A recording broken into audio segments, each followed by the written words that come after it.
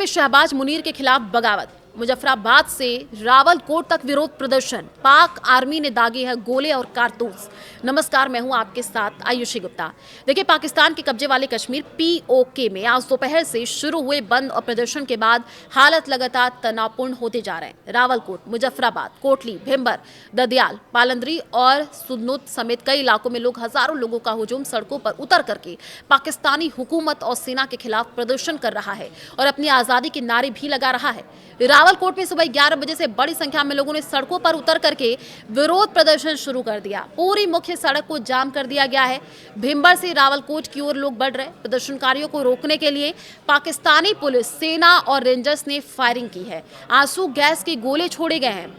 इस दौरान pellet gun भी चलाई गई है, जिसमें कम से कम 7 लोग घायल हो गए हैं। पीओके में जगह जगह विरोध प्रदर्शन हो रहा है। कोटली में भी बड़ी संख्या में कश्मीरी सड़कों पर उतर करके नारेबाजी कर रहे हैं। प्रदर्शनकारियों के जत्थे रावलकोट की ओर कूच कर रहे हैं। साथ ही ददियाल में पाकिस्तानी सेना के खिलाफ प्रदर्शनकारियों का बड़ा हुजूम सड़कों पर दिखाई दे रहा है। आपको ये भी बताते चले, जानकारी है, इंटरनेट बंद है, गिरफ्तारियां चालू हैं। पीओके में भयंकर बवाल है। तो ब्रिटिश सांसदों ने आईना दिखाया तो पाकिस्तान बौखलाया है। पूरे पीओके में विरोध प्रदर्शन के साथ साथ बाजार बंद रखने का भी असर दिखाई दे रहा है। मुजफ्फराबाद, रावलकोट, कोटली, भिम्बर, ददियाल समेत कई शहरों में व्यापारिक प्रतिष्ठान बंद रखे गए हैं। लोग सड़कों पर उतर करके पाकिस्तानी सरकार और सेना के खिलाफ प्रदर्शन कर रहे हैं। पालंदरी में प्रदर्शनकारियों ने उन आंसू गैसों के गोलों के हाथों में लेकर के विरोध प्रदर्शन किया है, जिन्हें सुरक्षा बलों द्वारा भीड़ को नियंत्रित करने के लिए छोड़ा गया और हजारों लोग पाकिस्तानी हुकूमत के खिलाफ नारेबाजी करते सड़कों पर डटे हुए हैं। सुदोनित में भी लोगों ने हाथों में टिम्बर के डंडे लेकर के प्रदर्शन किया है। पाकिस्तान की सरकार तथा सेना को चेतावनी भरे संदेश दिए गए हैं। 38 मांगों को लेकर के प्रदर्शन कर रही है जनता।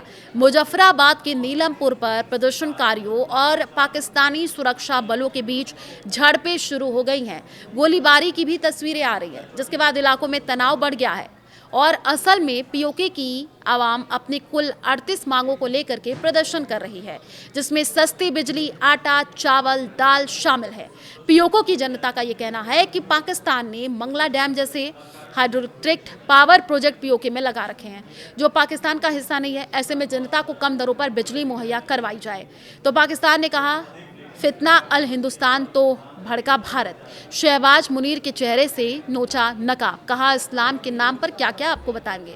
पीओके के लोगों की मांग है कि पीओके की संसद में 12 शरणार्थी सीटों को हटाया जाए।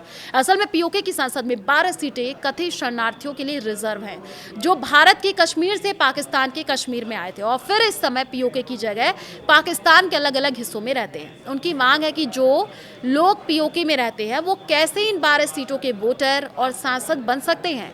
साथ ही इन 12 सीटों पर हर बार पाकिस्तान की सेना हिजबुल मुजाहिदीन के आतंकी और उनके परिवार के सदस्यों को निर्वाचित करवाती है, जो इस्लामाबाद, रावलपिंडी और कराची में रहते हैं। ऐसे में पीओके की संसद की 45 में से 12 सीटों पर आईएसआई और पाकिस्तानी सेना के चहेतों का कब्जा रहता है।